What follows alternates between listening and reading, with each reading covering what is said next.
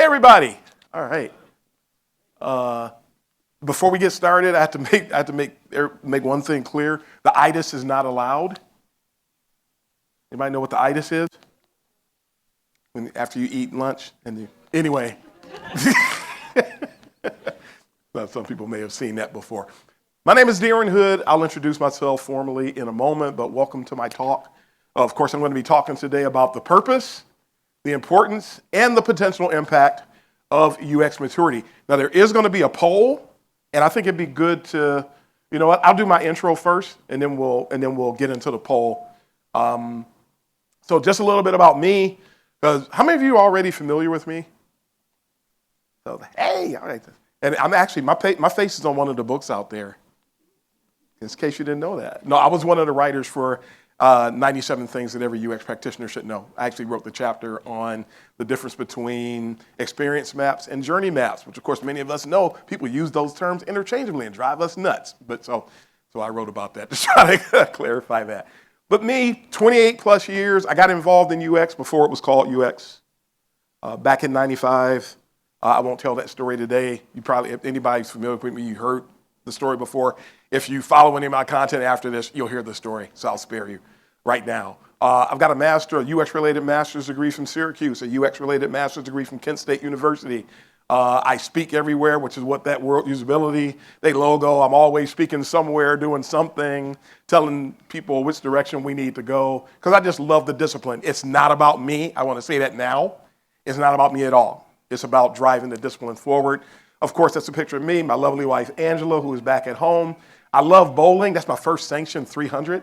That's there, and that was the name of our team. I like tacos, if you remember that old commercial. So we had to have dumb team names. That's our responsibility. I love bicycling, because I like telling people about the personal side. I'm not just up here talking about UX, and I'm a robot, and when I'm done, you roll me back into the closet. I'm a person. I love bicycling. I lost 100 pounds, mostly due to bicycling, by the way. I love photography. Some of you, especially the people who are already familiar with me, you've probably seen some of my photography work. And yes, it's a miracle I left my camera at home purposely in Michigan, which is where I'm from. And we love cats. We have 5. And that's Rocky. And Rocky, that was a picture that was featured in the Michigan Humane Society calendar. And so I'm proud of that picture. He's a goofy little character. My professional footprint, people always, ex-Amazon, ex-Google. Those who know, let me give a quick introduction. Those of you who don't know me, I'm very raw. I'm just going to tell you like it is. Who cares? Who cares where you were? Doesn't mean anything. But from a footprint standpoint, just so you have a little bit more of an understanding of who's up here talking and what's behind it, that's where I've been, and that's not all inclusive. So I've either done worked for, consulted something. All of these companies that you see, some of them I'm still doing work for now, which includes 5 universities that I teach UX at.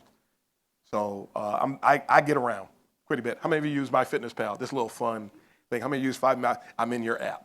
I always like to joke that practically everybody I met has used something I have touched. How many of you have ever shopped on Ford.com? Any of the GM sites? And you got touched by some of the work I did. So I'm sort of footprint sort of kind of everywhere, but that's it. So let's get into the topic at hand. And I always like to start off a talk by level setting. I always like to make sure we're all on the same page. It's good for communication, right, to do that. And so I want to make sure we all understand things from the same perspective. It'll help to drive the message home. How many of you anybody ever seen this illustration? No, the people who follow me have. So in this case, you've seen it, but you didn't know who created it. I did. And I created this when I was working at Bosch. I was asked to do a talk called What is UX? It has evolved since I first created it back in 2016. But this is UX. The people who are familiar with me know me for my UX is not UI rants. I'm sort of famous for my UX is not UI rants. Even started a t-shirt company now. They're t-shirts with the slogan, UX is not UI. It just rolled out yesterday. So we get the word out, because it's not. That's UI down there in that little corner. And all of this is UX. UI is a subset of UX. UX is a big umbrella that encompasses, and somebody actually counted, there's about at least 250 things on this screen. That when you say UX, you're saying that. So when you say UX/UI, it's like saying, hey, I'm going to pick up the kids / stop at the traffic light. You don't need to say that. So at any rate, I just want to make sure when I'm talking about UX, this is what I'm talking about. We're all on the same page there? All right. So let's get into it. The main part of what we want to address today, the issue of UX maturity. And I'm used to using a mat or a lavalier walking around, so I'm coming down here with you folks. As long as I can see the screen, we're good. So UX maturity, how do you define it? And I'm actually going to take a step back. I don't care about being pretty. Let's do the poll. Let's see, who's in charge of running the poll? And I think nobody heard anything about the poll? All right, so I'm just going to take the poll in general. How many of you know anything about UX maturity at all? Would say that you know anything? That's about, in the room, I'd say it's close to 50%, if not more. How many of you are confident in your knowledge of UX maturity? Or let me rephrase that. How many of you are confident with your engagement with regard to UX maturity? 3, and we just dropped by probably a good 80%, at least, and that's fine. That's fine. But I guarantee you what we're going to be presenting today is going to broaden your mindset even more so. Because as I was talking to one of the people in the hallway before we started, we've all missed the boat, and we all have been guilty of drinking Kool-Aid about UX maturity over the years. How many of you, your first inclination or your first download on UX maturity was probably something from Nielsen Norman with a little 7-step, show your hand if you're willing to admit, my hand's as far up as my 5'9" frame can take it, that we drank that Kool-Aid and we looked at those steps and we would evaluate our organizations, and we'll look at some models as we go along here. But truth be told, as you're going to see, it was always about the organization. And for that reason, we missed the boat. And so my hypothesis I'm going to present is to show you some things well beyond that. One of the early thoughts on UX maturity that was taken from Rolf Molek, who was one of the people who created that first heuristics chart, but doesn't get much credit for it. It wasn't just Jacob Nielsen, for the record. It was also Rolf Molek. But said the ability of an organization or a product team to define and meet UX goals that help to achieve business goals. Again, revolving around the organization. I just wanted to give you that from the beginning so we could see it. Another one from a group called Wow Makers, they say that UX maturity measures how well a company designs, builds, and delivers experiences to users that meet their needs. Again, circulating out in the wild, but it's geared more toward the work or toward organizations. Once again, Jonathan Erthy, this is a person, how many of you have ever heard of Jonathan Erthy? Nobody, right? This guy did a lot of great work in the early years with regard to UX maturity, and nobody knows about the guy. So you'll learn a little bit about him here. He says it's a model of how organizations progress through levels of understanding of human-centered issues. Measuring an organization's level on this scale provides information with which to plan the improvement of human-centered processes. And I love, even though it's still focused on the organization, but what I do love about what Jonathan Erthy did is that it focuses not only on where you are, but helping you to understand what's going on so you can get better, because UX maturity has to be managed, which is something the vast majority of us were never told when we learned about UX maturity early on. Oh, this is where we are. Anybody ever been in one of those? This is where we are, this is where I think we are. Yay us. And then that's it, and nobody did anything. But no, it has to be managed. There is such a thing as UX backsliding, a phrase that was coined by my former head of professors at Kent State. The adjuncts, anyway, he coined that phrase, and he's right. There were organizations that used to be great when it came to UX maturity, and then they fell off the wagon somewhere. So it has to be managed, and that management has to be maintained. So just a quick tour of some UX maturity models. Here's one, Jonathan Erthy again, and he didn't create the visuals. I did it because it was just text, and nobody wants to see that. So, it's like, going back, anybody remember useIt.com, the early stages of Jacob Nielsen's site, that he was purposely ugly? It was just like good content, but it was ugly, and he put no style on it. And you would embrace it because it was solid, but you were like gritting your teeth while you're looking at it because it was ugly. That's the way it goes. But he talks about 6 stages. A stage where it's completely, UX is completely unrecognized. And I know as we go through these, you're going to be having these flashbacks to your organizations. I want you to know that's okay. We can't help but think about our orgs when we look at things like this. So unrecognized, then the next state, it's recognized, where problem recognition is taking place. People are performing. They know there's a process, and they're walking through it. Number 3, they consider it. That now the people are starting to actually focus on the users. Anybody remember that?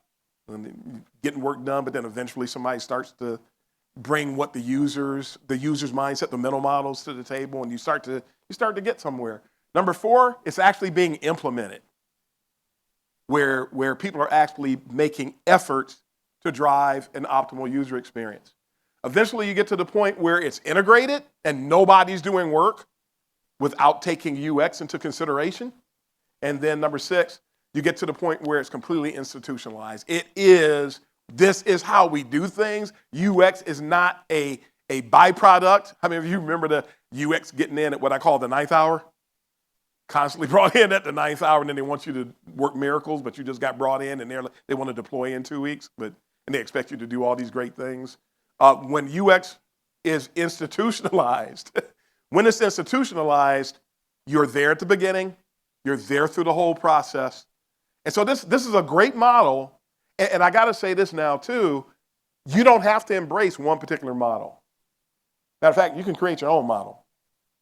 And you'll find that a model for your organization might not work for another and vice versa. So please know that there's no rigidity that's necessary when it comes to UX maturity models. Here's the famous one, the one I was referring to. It's one of many visual representations of it. It is not only was this solid for the most part, and I'll explain why it was the part that wasn't solid before we get off of this, but it was they weren't trying to be politically correct. They weren't coddling anyone. 2 things that are like creating problems in UX circles today, because they're so busy trying to make everybody feel good that, and you're going to see in a moment, the hostility, I'm going to show you the new model. Hostility isn't there. They removed it. Because they don't want you to see that. How many of you know that hostility when you're doing UX work is a norm? And Darren, I've never seen it. Stick around. It's a real deal. And you have to. That's why I was always told, if you want to succeed in UX, you have to have thick skin. I was told I walked off of a job. I just quit. I couldn't take it at a creative agency. And I ended up going back to that creative agency. And my boss said, we'd love to have you back, but you need to understand one thing. And I said, what is that? He said, and some of you have heard me talk about this before, there is such a thing as healthy friction. Changed my life. Changed my life. And so I embrace healthy friction. And so now it's okay. If it's hostile, it's okay. And you can get past that, but you do need to identify it. Don't pretend like it's not there. Because if you pretend like it's not there, are you going to fix it? Nope. So that's a problem. And remember, these steps are things that you can graduate, you can improve, you can mature, you can evolve. But at any rate, hostility, developer-centered, something called skunkworks, where all you're doing is guerrilla UX research. That's it. And maybe you have some external experts, but skunkworks. Anybody ever heard of skunkworks before? You don't hear these terms, and people are trying to bury them, but I'm here to keep them alive because they're necessary. When there's a dedicated budget, how many of you have dedicated budgets for UX in your organizations? But how many of you know that they're tough to get? Real tough to get. So you would know that you're definitely not beyond a 3 based on this if you don't have a dedicated budget. Is it being managed? Do you have a systematic process in place? Have you integrated user-centered design into all the other work? So something on the line of what Earthy was talking about. And then, is your organization user-driven? Great stuff. Now, the problem with this model is the last column. And people were taking it, a lot of us, again, how many of you were introduced to UX maturity through this model? And the problem is, if you took this to your leadership, they would buy in until you got to the last column. Because it's going to take us approximately 20 years to get to step 7, or to get to level 7, then they don't want to hear it anymore. So this had to go by the wayside. And the new model eliminates that. There's no time frame. But you also see hostility is gone. Skunkworks is gone. This is the politically correct version of the last thing you just saw. And that means that you're limited in the success you're going to reach, because some things just need to be said, some things just need to be done. Critical stuff. Here's another old one, James Wondrak. This is out in the wild. If you go to images.google.com and search on UX maturity, you'll find any of these. Same type stuff. I'm not even going to go through these in the interest of time. Zebia came up with one. Pretty similar. It's like design processes. It doesn't matter what design process you use. They're all the same, and it's a bunch of semantics. And you all end up designing the same cup at the end of the day. And I even did one. Because it's just something to help people understand where they are, what you need to do to make progress. Again, it doesn't have to be overly rigid, but some kind of a guideline, some kind of a framework, because UX maturity is a thing. If you don't manage it, the problem is it will manage itself. And you don't want that. You do not want that. There is no shortage of UX maturity models. Absolutely no. I just splattered a bunch of them on the page here. So you'll find them everywhere. But we need to understand the purpose. And the purpose of them, again, going back to what was said back in the day, it was meant to measure an organization's desire and ability to successfully deliver UCD. The ability, desire and ability. That's what you're supposed to be evaluating. It encompasses the quality and consistency of research and design processes, resources, tools, and operations. Notice they said nothing about understanding. Just to start to show you where we're about to go.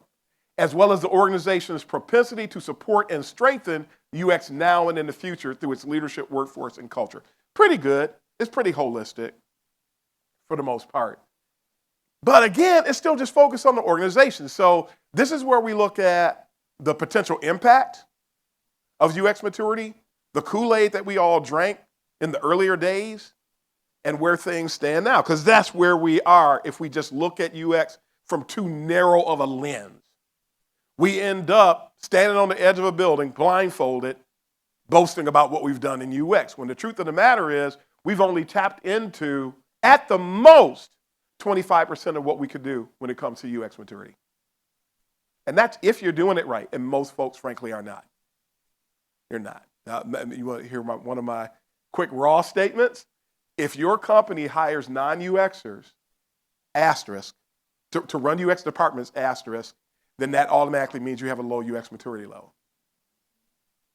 Automatically. Guess what the approximate percentage of companies that hires non-UXers to run their UX departments?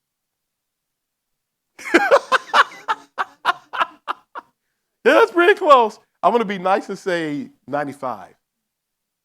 It's bad. The asterisk is that a person who doesn't know UX can run a UX department. The best boss I ever had was a non-UXer.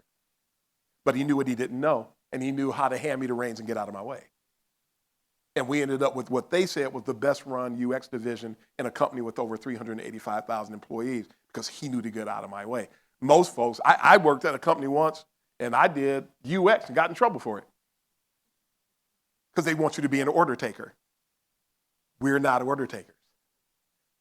Right? We're not order takers, but they don't know that. But that's a sign that there's low to no UX maturity. So we need to go beyond the norm. It sheds light, UX maturity levels. If we expand our thinking, if we broaden our mindset, we have these critical factors that come into play. We look at the desire and ability to successfully deliver UCD within an org, already covered. The quality and consistency of design and research processes will be in place. And yes, it doesn't matter what process you use. It has to be double diamond. Anybody ever heard my talk on design processes are overrated? And I put a lot of famous design processes, put them side by side with each one of their steps. It's all just semantics.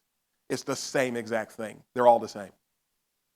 With little differences, not enough of a difference to worry about it. You're gonna, and you know, if you don't have a process, what are you going to end up with? A process. So there's always a process, no matter what you do. The recognition, value ascribed to, and the understanding of UX, if you truly manage UX maturity, you'll make impact there. That goes all the way down to your not hiring managers, your recruiters. That's one of the things that drives you up a wall.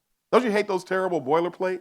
We decided to go with someone else who, I don't know who wrote that or what conference somebody wrote that, and everybody, ooh, because everybody seems to be doing the same thing. The people who are reviewing the resumes need to have an understanding. If not, they end up hiring. Not only do a lot of companies hire non-UXers to run UX teams, but those people, guess who they hire? Other people just like them. And what's the output? Garbage. And people don't realize that.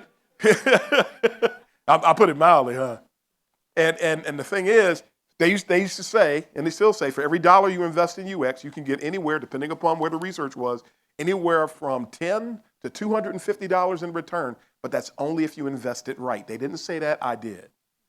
You have to invest the money right. And if you invest the money wrong, it goes in the other direction. So just something to keep in mind. The level of authenticity and ethics in the team's UX practice is a reflection of UX maturity levels. You cannot just do how many of you heard the phrase UX theater before? If you're engaging in UX theater, you have a UX maturity problem.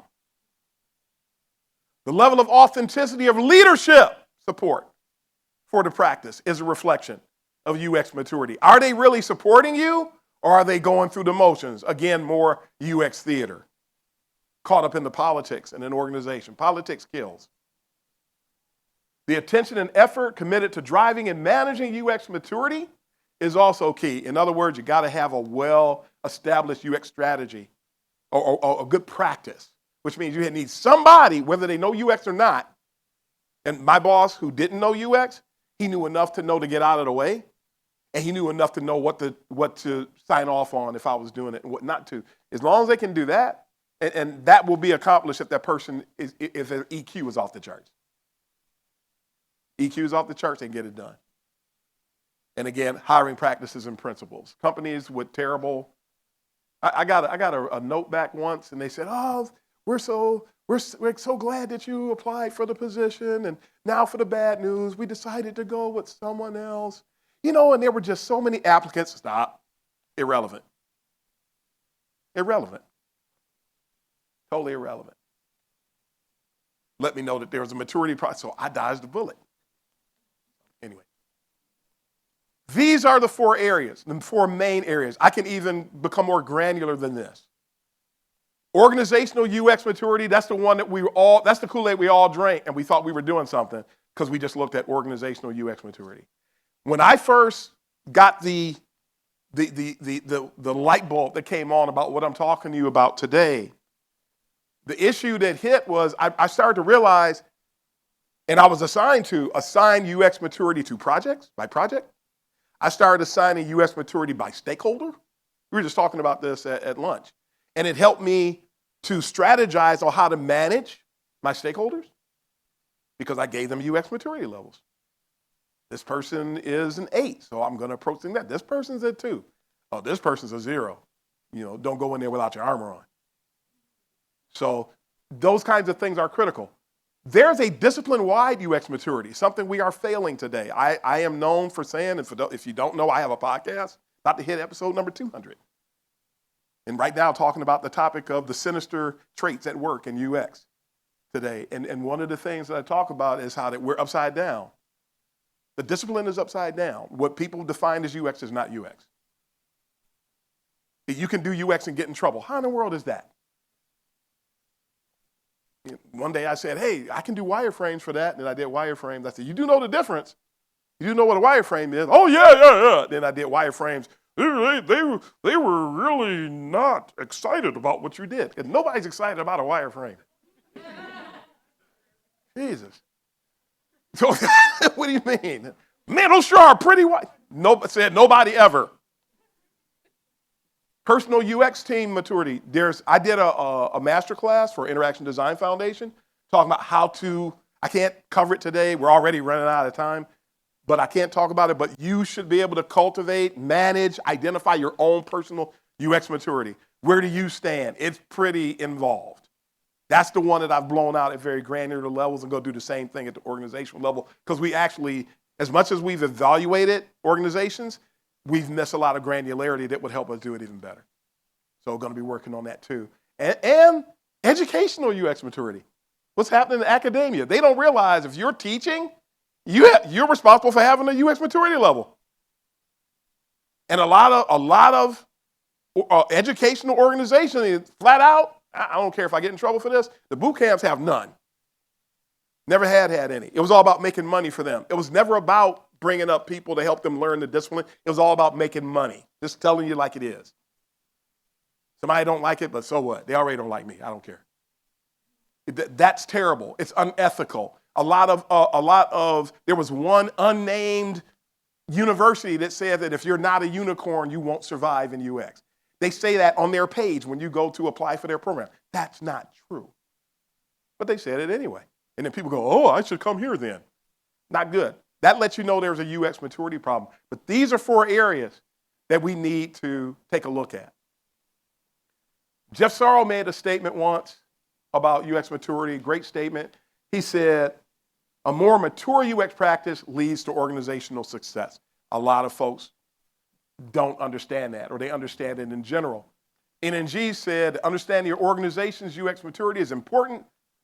Sort of redundant here, but we'll repeat it anyway, so you can identify strengths and weaknesses, uphold and reward what's done well, and acknowledge and improve what is not. That's what's happening when you're managing it. And a lot of people, they aren't managing it. Organizations that manage and measure their user experience process, Sean Van Tine says, gain the revenue benefits from satisfied customers. And the funny thing is, anybody ever told this to people and then they just blow you off? So, we just have to ride that wave and just keep going till we can get the point across. But per that statement from NNG, without giving attention to UX maturity, an organization's UX operation is basically flying blind. That's why a lot of companies, they have UX practices. And people say, oh, there sure are a lot of UX positions. A lot of those UX positions, they don't want UX people in the positions. And they really don't want to do UX. And it's a matter of time before that flips and those same people get laid off. Because it's all UX theater. So any successes that are achieved, they're fleeting, not repeatable. All you have is a Titanic.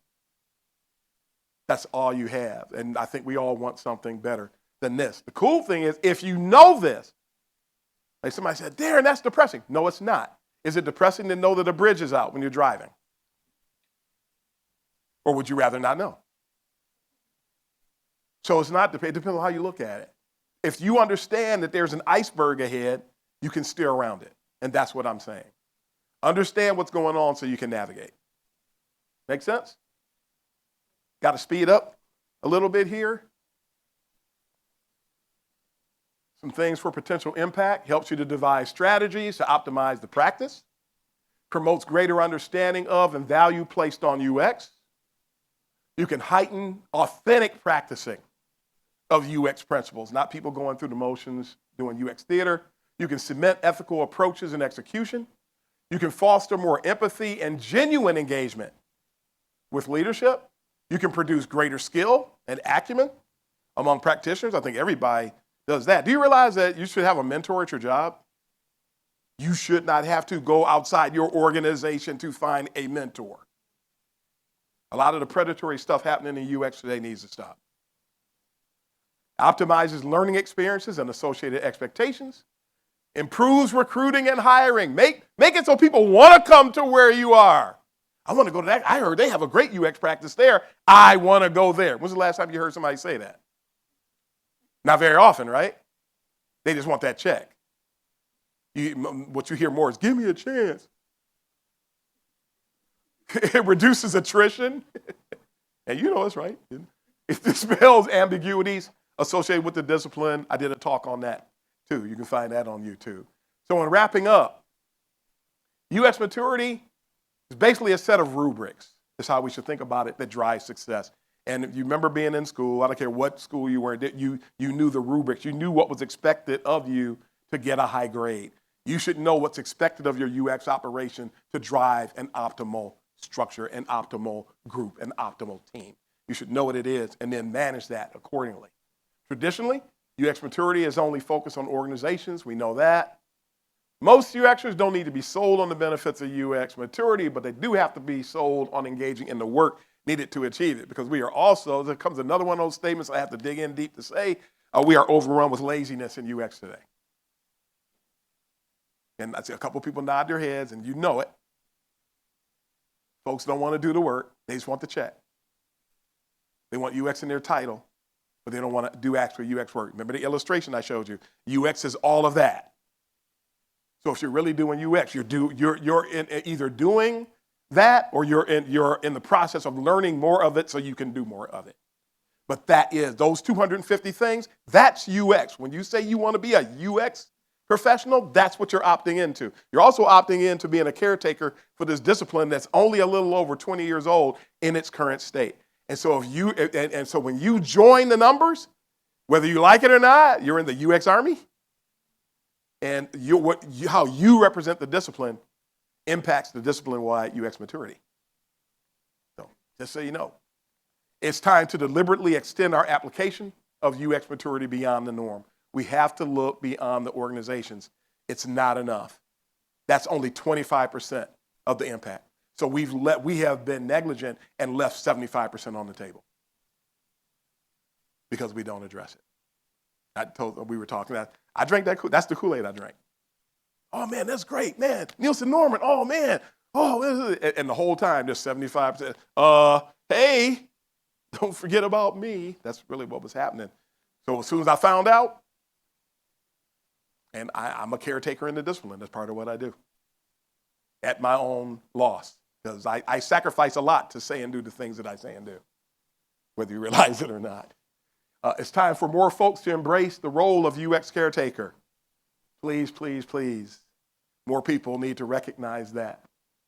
If people are going to perceive UX because of what you represent, be your best. And they are, whether you know that or not. They are.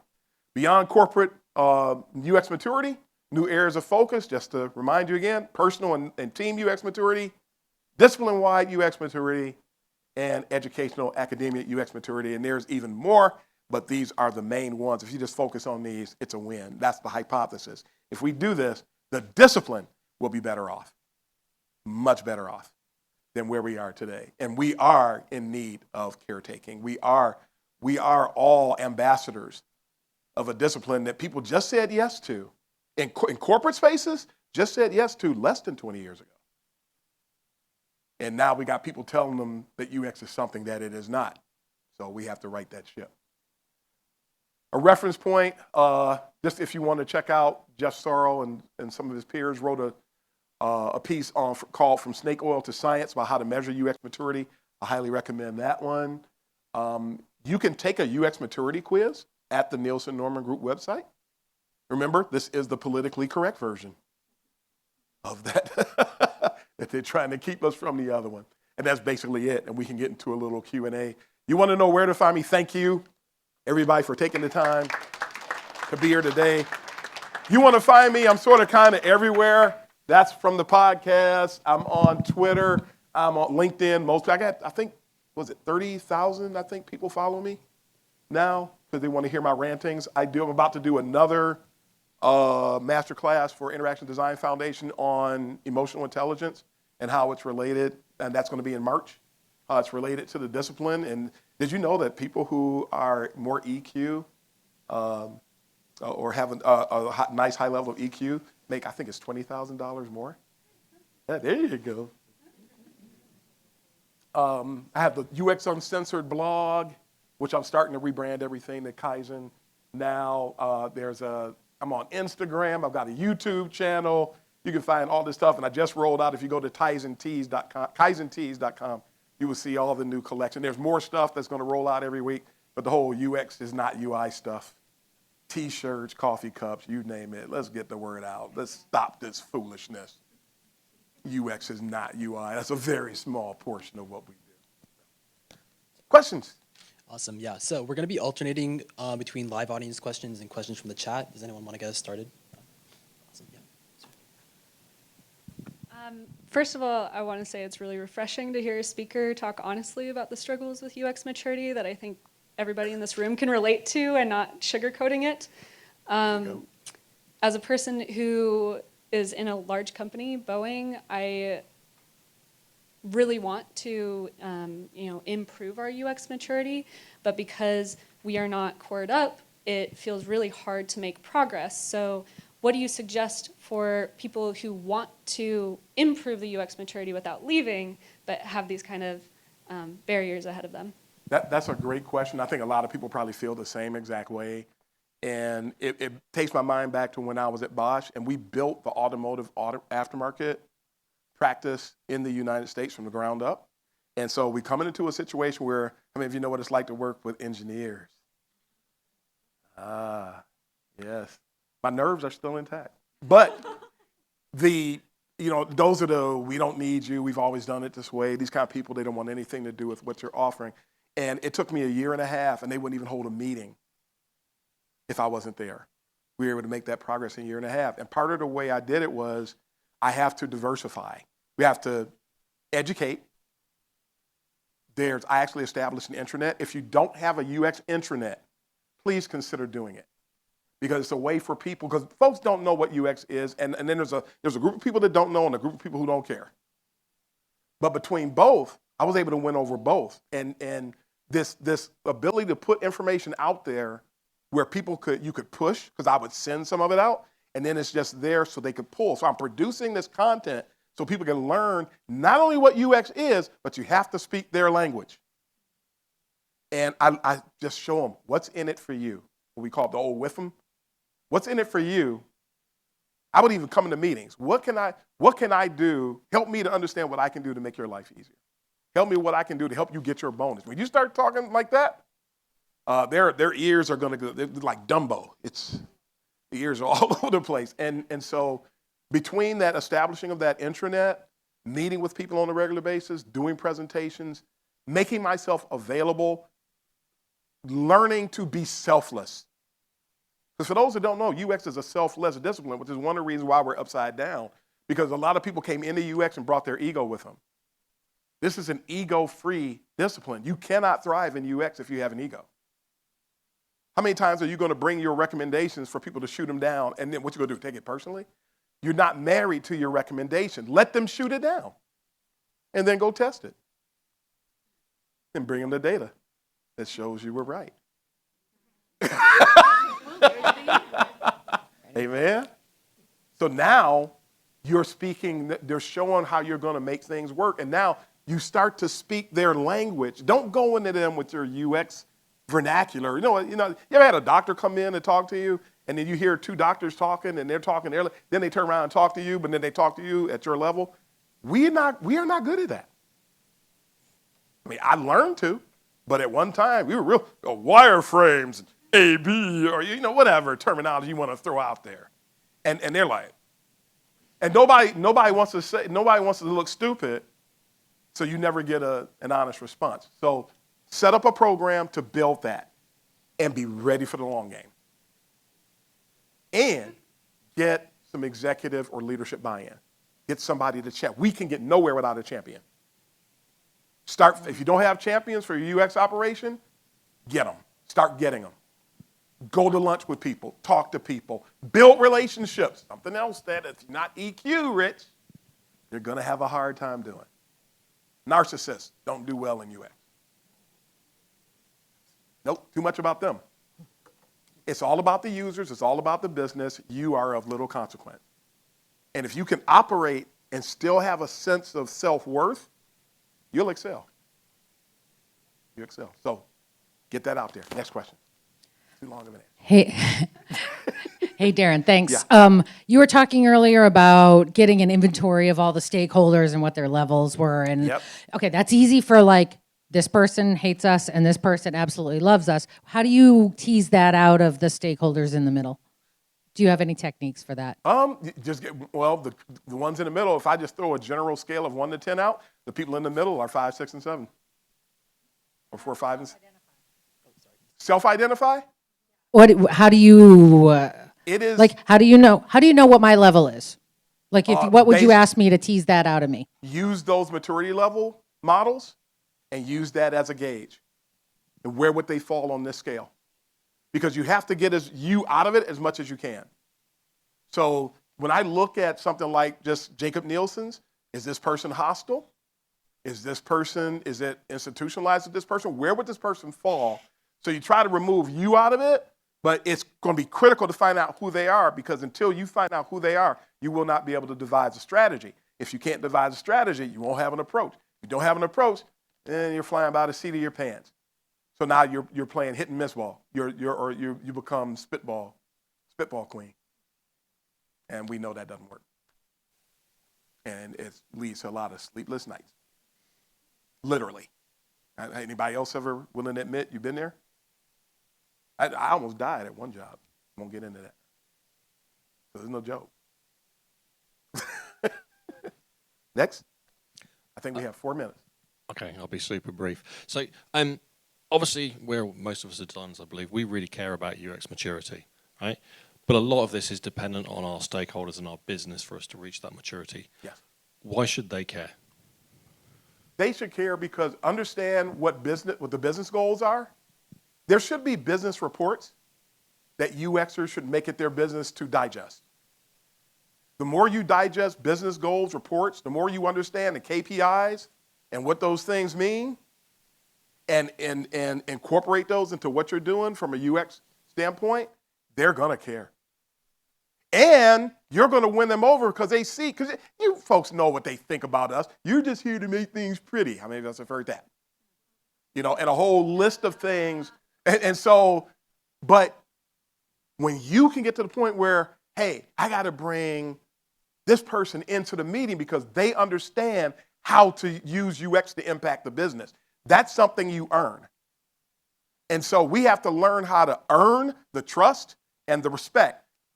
Not only learn how to do it, work to earn it, which takes EQ. And you need to be selfless because you're putting their goals ahead of yours. I'm going to let my work speak for me by how I impact what you do. And in so doing, we're going to drive UX maturity up because we become more business savvy, which is some people, they want to get MBAs. There's a way to get business savvy without going some crazy route. Some of you know, I do a lot of book recommendation lists. I'm going to do one that's geared strictly toward how to become more business savvy, because we lose sometimes because all we want to do is talk about Figma. You can hit a stakeholder in the head with Figma. That's not going to help drive anything. And give Figma 5 years. It might be gone. Like some of these other tools. How many of you are still standing over InVision's grave? When they shut down, a month ago or so? And I used to use tools they don't use anymore. And I always teach people, don't get caught. You might have a favorite tool, but make sure you learn another 2 or 3. And translate between. I used to be a software trainer. Translate. How do you do this like this in Figma? How do you do it in this other app that today I hate, that you might end up using in 3 years? Because the audience, the economy is fickle. Sorry, somebody at Figma, I don't like this. That's too bad. It's the truth. You might be gone in 4 or 5 years. InVision didn't say that. We're on the top of the hill. One more. I can squeeze one in, one question. Go. I know to the answer to the first question, like you said, this is like a long game you have to play when you're trying to Yes. build UX maturity. What's some of the ways where you've told leaders to kind of avoid the burnout when you start feeling like your organization's UX martyr? When you feel like you're the organization, you're going to love this. Because I just talked about this a week ago on my podcast. You build a support system. If you're a UX team of one, find UXers you can talk to outside your organization to get support. Psychological support. I used to host, did anybody ever come to the UX Chit Chat Hour? You probably didn't even know. I was hosting a monthly meetup. Because you just get together just to talk. How many of you know how good it feels to talk to somebody else that's doing UX, how refreshing it is when you're leaving that meeting? Show of hands if you know that's what you do. When you feel, how many of us have felt burnt out? How many of us have felt like, love that, the UX martyr before? And so when you talk to other people that think like you do, that know what you're talking about, and when you come out of that meeting, you're like flexing. And you're like, what just happened in that conference room? I don't know, but everybody coming out. It looked like Arnold. So it's that's how you do it. You get support from one another. We come together, we talk about how crazy the stakeholders are a lot of times. And we walk out feeling like we could do anything. Because somebody else understood it. And as goofy as it sounds, and nothing malicious about this at all, but sometimes you think you can get in a situation where you do think you're a martyr and you think you're the only person that's going through this. And when you hear that somebody else is, not that you're happy that they're going through it, but there is a sense of relief when you find out you're not. And that's because it taps into our psychological safety. When you think you're the only person, you are going to go into a pity party mode, and pity parties are self-destructive. So that's how you do it. Get the support and support one another, because we suck at supporting one another when it comes to UXers. You have to hear the podcast to hear that rant. My time is up. You know where to find me. You know where to find me. Thanks, everybody.